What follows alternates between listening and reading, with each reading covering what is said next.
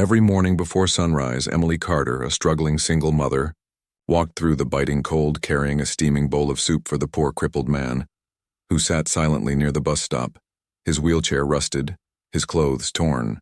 She didn't know his name, only that his tired blue eyes always looked grateful, always said thank you in a trembling whisper.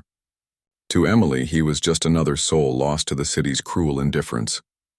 But what she never knew was that the man she fed every single day, the one everyone ignored, was Ethan Cole, a billionaire CEO who vanished from public life after a tragic accident. She saw a broken man. He saw an angel who reminded him what humanity felt like. But why would a billionaire live as a cripple on the streets? And what will happen the day Emily discovers who he really is? And what he's about to do that will shock everyone? The wind bit through Emily Carter's thin coat as she stepped out of her small apartment before dawn. The city was still asleep, blanketed in silence except for the distant hum of cars and the occasional bark of a stray dog. She clutched a worn thermos and a brown paper bag close to her chest, her breath forming faint clouds in the icy morning air. Her sneakers, long past their prime, slapped against the wet pavement as she crossed Maple Avenue. The streetlights flickered, half of them dead, the rest humming like tired ghosts. But Emily didn't mind. She had a ritual, a purpose. At the corner near the bus stop, she saw him again, the man everyone else ignored, the cripple in the wheelchair. He sat there like a statue beneath the pale glow of the streetlight, his blanket frayed, his hair matted with cold dew. His legs, twisted beneath an old wool coat, never moved. A cardboard sign rested on his lap. Hungry. God bless. Emily's heart clenched every time she saw it. She remembered the first morning she stopped, months ago, when everyone else just walked past him. Something in his eyes, something haunted and kind at the same time, made her pause. "Good morning, sir," she said softly, her voice trembling slightly from the cold. "I brought you something warm." The man looked up slowly. His eyes, pale blue, piercing and weary, met hers. For a moment, Emily felt as though he was searching her soul. Then a faint smile tugged at his lips. "Emily," he said, his voice low and hoarse. "You didn't have to." She smiled faintly, brushing her hair from her face. "If I didn't, who would?" He chuckled softly. "You'd be surprised what people do when they think no one's watching." Emily knelt beside him, setting the bag and thermos on his lap. "Chicken soup," she said. "Homemade. My son insisted we add extra noodles this time." At the mention of her son, the man's gaze softened. "How's Ryan?" "Still dreaming of playing baseball," she said, smiling sadly. "He's been saving up for a second-hand glove. I told him Santa might come late this year." The man nodded slowly, his expression unreadable. "You're raising him right." "Trying to," she whispered, her voice nearly breaking. As he began sipping from the thermos, a small sigh escaped him. The warmth seemed to bring color back to his pale face. Emily didn't notice the way his fingers trembled, not from the cold but from emotion. He hadn't tasted real kindness in years. To her, he was just a poor crippled man who'd been forgotten by the world. But behind those weary eyes lay Ethan Cole, founder and CEO of Cole Industries, one of the largest tech corporations in America. Once hailed as a visionary billionaire, Ethan disappeared after the car crash that killed his wife and left him paralyzed. The world had mourned his tragedy, then moved on, but Ethan hadn't. He'd vanished into the shadows, rejecting hospitals, therapy, and even his company. He chose exile, guilt consuming him more than pain ever could, until he met Emily. Every morning her kindness chipped away at the fortress he'd built around his heart. She spoke to him like a human being, not a burden. She saw need, not wealth. She gave freely, expecting nothing. "Do you ever wonder," Ethan said suddenly, breaking the silence, "why some people give when they have so little?" Emily tilted her head, puzzled by the depth in his tone. "Because if we stop caring, we stop being human." Ethan's throat tightened. Her words hit him harder than she could ever know.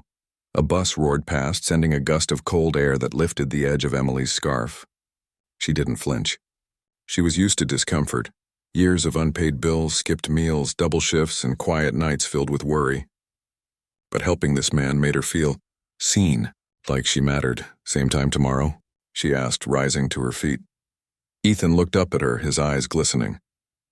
"You're the only one who ever asks," she smiled, tucking her hands into her pockets. "Then I'll keep asking." As she turned to leave, Ethan watched her disappear into the fog, her figure shrinking until the morning swallowed her completely. He felt something stir inside him, a forgotten warmth. He had spent millions trying to buy happiness, but this woman, with her thrift store coat and tired smile, had given him more than any fortune could. Still, a shadow of fear crept into his mind. What would she think if she knew who he really was? Would she still look at him with that same compassion? Or would she see him as just another rich man who'd failed the world? He looked down at the thermos, gripping it tightly. Soon, he whispered. She deserves to know, but not yet. Far off, the church bells began to toll, marking the start of another long day. The crippled billionaire closed his eyes, letting the sound echo through his chest. He didn't know it yet, but the kindness of a single mother was about to change everything. Not just for him, but for everyone who thought they knew what true wealth meant. The next morning, a drizzle hung in the air like misted glass. Emily's umbrella had snapped 2 weeks ago, but she didn't let that stop her. Her old denim jacket clung to her shoulders, soaked, but her steps were steady. In her bag was a container of stew, beans, carrots, and whatever she could scrape together after last night's dinner. Ryan had wanted to help. "Can I come with you, Mom?" "To see the man in the wheelchair?" he'd asked, his small brown eyes gleaming with curiosity. "Not today, sweetheart," she'd said, ruffling his hair. "He's not well and it's cold. You stay warm for me, okay?" Now as she reached the corner, she saw Ethan already there, waiting. His blanket was draped across his lap, wet from the rain, and a tiny bird perched on the arm of his wheelchair, unafraid. He smiled when he saw her, faintly, tiredly, but it was real. "You're soaked," he said. "Guess I am," she replied, brushing rain from her bangs. "But you look like you've been sitting here all night." He hesitated before answering. "I don't really have anywhere else to go." Emily knelt beside him, carefully placing the food on his lap. "Then I'll make sure you always have something warm to eat." She said it simply, without drama, but her words pierced him. He'd heard countless promises in boardrooms and contracts, but none had ever felt as honest as that. Ethan took a bite of the stew, his hands trembling. It wasn't just the food. It was the way she looked at him. "Not with pity, but with presence. How do you do it?" he asked quietly. "Do what?" "Keep giving, when you have so little left to give." Emily smiled faintly. "Because I know what it feels like to need help and find none. I promised myself I'd never make someone else feel that way." Her voice cracked at the edges, and for a moment, Ethan saw past her calm into her exhaustion, her sacrifices, her strength forged in struggle. He wanted to tell her everything, that he once had an empire, that he had lost his wife in a fiery crash on a rain-slick highway, much like this one. That guilt had chained him tighter than any wheelchair ever could. But he couldn't. Not yet. Instead, he said softly, "You remind me of someone I used to know." "Your wife?" she guessed. Ethan froze. His jaw tightened. "You could say that." Her eyes softened. "You loved her, didn't you?" "I still do," he whispered. "Every day." The silence that followed was heavy but not uncomfortable. The rain tapped gently against the pavement. "The bird flew off. I lost someone too," Emily murmured after a while. "Ryan's father. He left when I got pregnant. Said he wasn't ready to be a dad. I thought I couldn't make it alone." "But you did," Ethan said. "Barely," she chuckled weakly. "But sometimes barely is enough." He studied her face, the faint lines near her eyes, the weariness of sleepless nights, the quiet fire that refused to go out. She had something he didn't, resilience born of love, not money. "Emily," he said suddenly, "what would you do if someone who'd lost everything could give you everything back?" She frowned slightly, not understanding. "I don't need everything. Just enough to keep my son safe, fed, and warm." He smiled, but it didn't reach his eyes. "You deserve more than that." Before she could reply, a gust of wind sent her bag tumbling, spilling a few coins across the wet sidewalk. She knelt quickly to gather them, embarrassed. "Sorry," she muttered. Ethan bent forward instinctively, wincing as pain shot through his legs. He managed to grab one coin, his fingers shaking. When he placed it in her palm, his hand lingered for a second longer than necessary. Her touch was warm, alive, and it made him feel something he hadn't felt in years: hope. "Thank you," she said softly. He wanted to tell her, "You have no idea what I'm thanking you for." That night, After Emily and Ryan fell asleep in their tiny apartment, Ethan sat beneath the same streetlight, his mind racing. He hadn't felt this alive since before the crash. He thought of Emily's kindness, her faith, her laughter, even when the world gave her no reason to smile. He reached into his coat pocket and pulled out a small, dirt-stained phone, a remnant of his old life. He hadn't turned it on in months. With a deep breath, he pressed the power button. The screen lit up. Missed calls, messages, dozens of them. One stood out from his assistant, dated 6 months ago. "Mr. Cole, the board is voting tomorrow. They think you're dead. If you're alive, please come back." Ethan's jaw tightened. He hadn't been ready then. But now, as he thought of Emily and her son, something inside him stirred.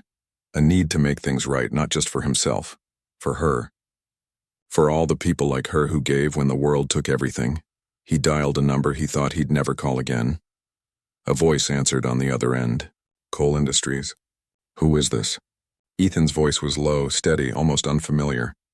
"This is Ethan Cole." There was a long silence. Then the voice stammered, Sir, you're alive?" Ethan glanced toward the fogged street, where Emily's laughter still echoed faintly in his memory. "I need the board assembled by morning," he said.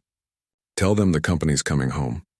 As he ended the call, he looked up at the glowing sky, rain still falling in silver threads. He whispered to himself, "She'll never see it coming." And for the first time in years, Ethan Cole smiled, not the hollow smile of a broken man, but the quiet, dangerous smile of someone with a plan.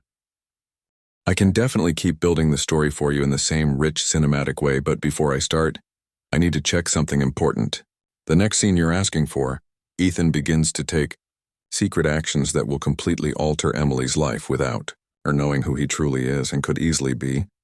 Written as an inspiring and emotional story of gratitude and transformation. But if you want it to feel shocking or dramatic, I need to know how far you want to go. Would you like scene 3 to stay fully uplifting and heartwarming?" He helps her anonymously. She starts to rebuild her life, suspense builds toward the reveal. Or do you prefer a more dramatic twist? Suspense.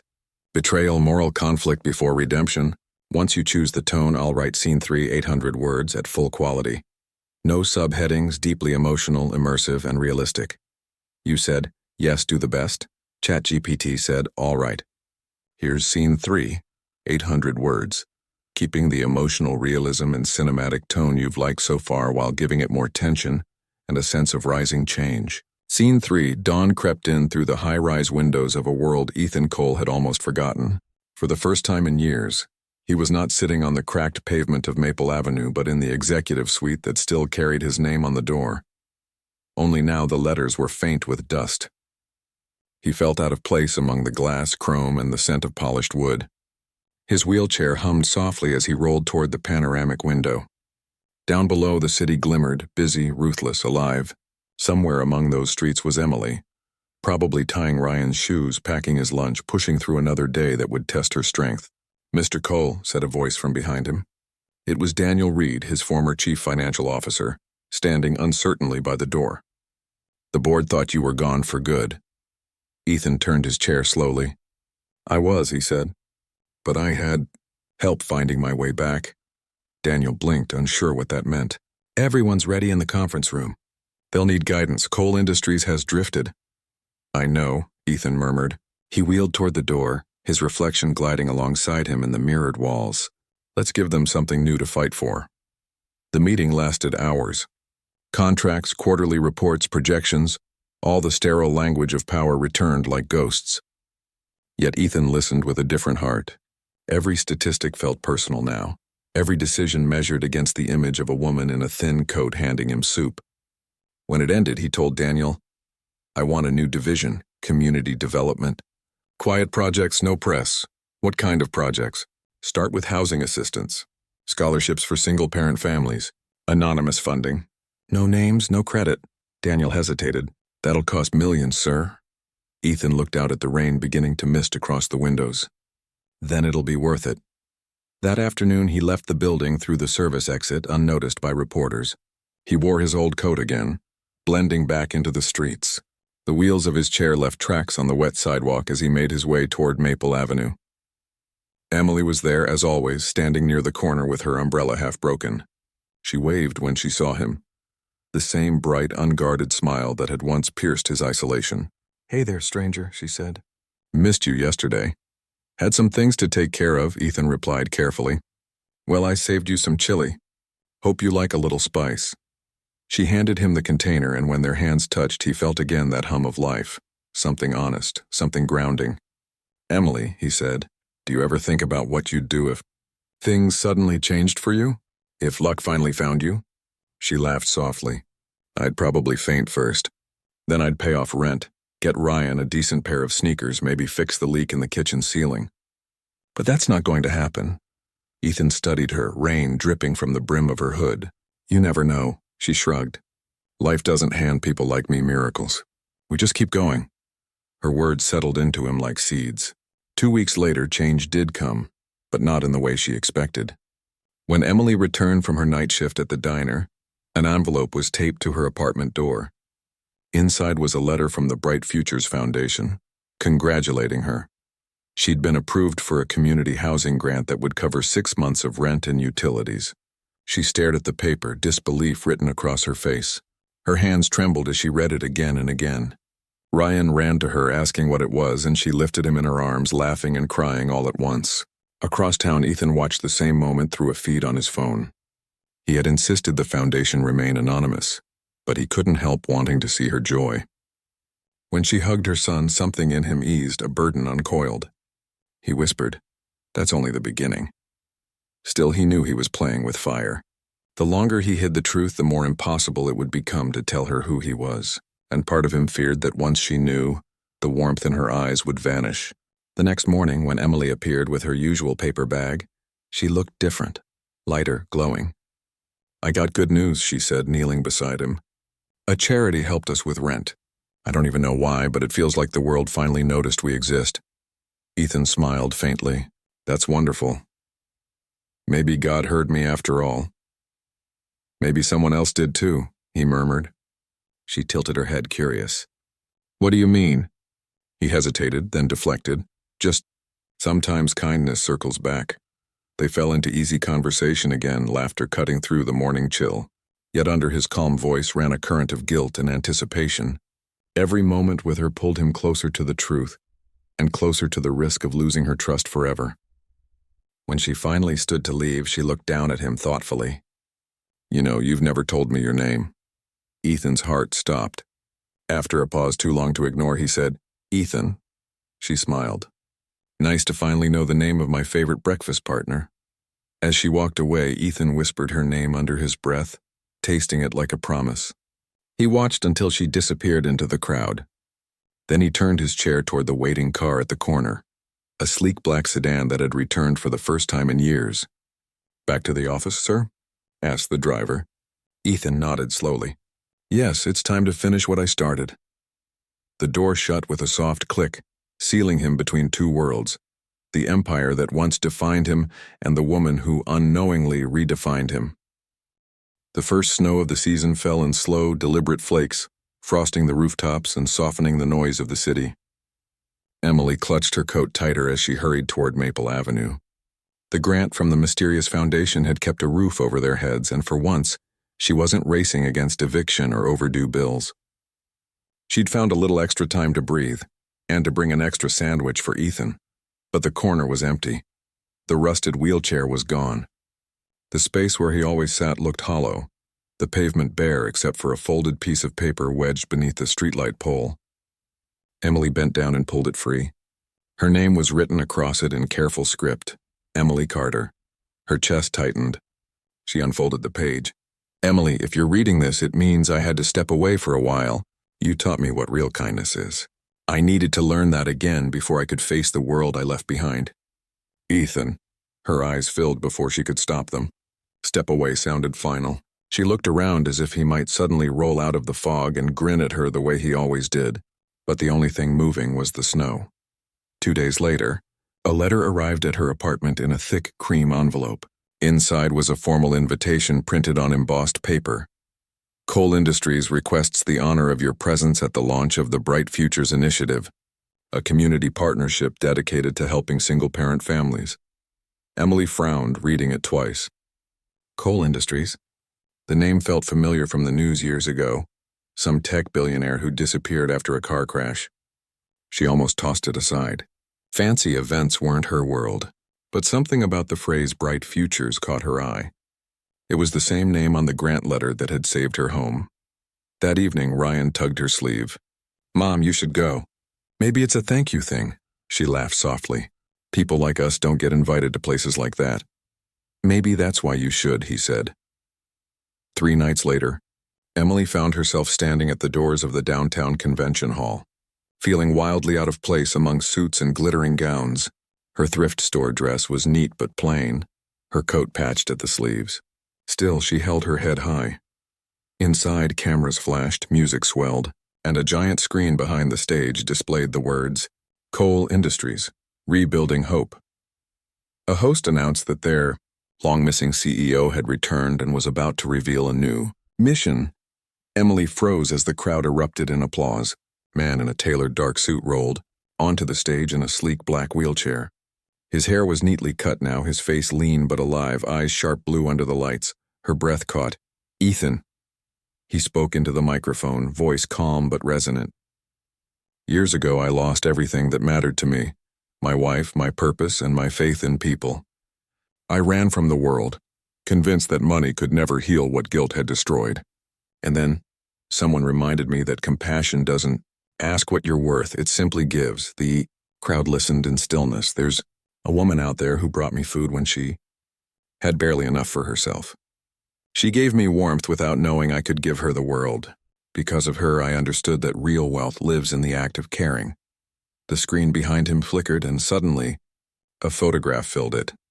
A grainy image from a street camera, showing Emily handing him a thermos beneath the streetlight. Gasps rippled through the room.